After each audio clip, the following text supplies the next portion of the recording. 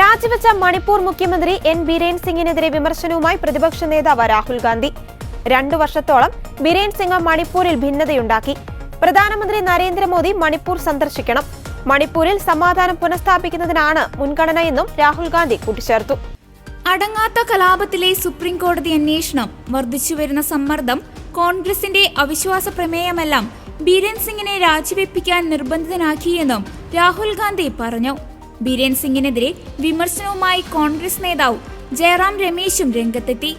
ഇന്ന് അവിശ്വാസ പ്രമേയം കൊണ്ടുവരാൻ കോൺഗ്രസ് തീരുമാനിച്ചിരുന്നു.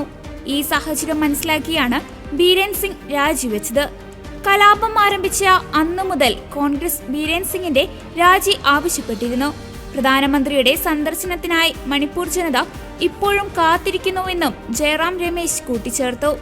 മണിപ്പൂരിലെ ജനങ്ങളെ സേവിക്കാൻ കഴിഞ്ഞതിൽ അഭിമാനമെന്ന് എൻ ബിരേൻ സിംഗ് രാജിക്കത്തിൽ പറഞ്ഞു. കേന്ദ്രത്തോട് 5 അഭ്യർത്ഥനകളും രാജിക്കത്തിൽ എഴുതിയിട്ടുണ്ട്. മണിപ്പൂരിന്റെ പ്രാദേശിക സമഗ്രത നിലനിർത്തണം. നുഴഞ്ഞുകയറ്റം തടയാൻ നടപടി വേണം. അനധികൃത കുടിയേറ്റക്കാരെ നാടുകടത്തണം. മയക്കുമരുന്നിനെതിരെ പോരാട്ടം വേണമെന്നും ബിരേൻ സിംഗ് കത്തിൽ ആവശ്യപ്പെട്ടു.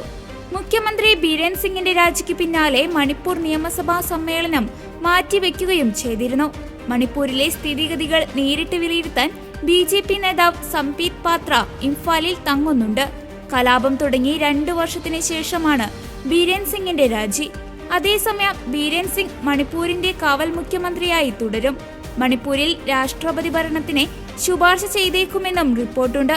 മണിപ്പൂർ ഗവർണർ അജയ് കുമാർ ഭല്ല നാളെ ഡൽഹിയിലെത്തി അമിത്ഷാ അടക്കമുള്ളവരെ കാണും. ബിരേൻ സിംഗിന്റെ രാജിക്ക് പിന്നാലെ BJP MLA-മാർ മണിപ്പൂരിൽ യോഗം ചേരുകയും ചെയ്തു. നാളെ തുടങ്ങാനിരിക്കുന്ന നിയമസഭാ സമ്മേളനത്തിൽ അവിശ്വാസ പ്രമേയം അവതരിപ്പിക്കുമെന്ന് കോൺഗ്രസ് വ്യക്തമാക്കിയിരുന്നു. ഇതിന് പിന്നാലെയാണ് മുഖ്യമന്ത്രി രാജിവെച്ചൊഴിഞ്ഞത്.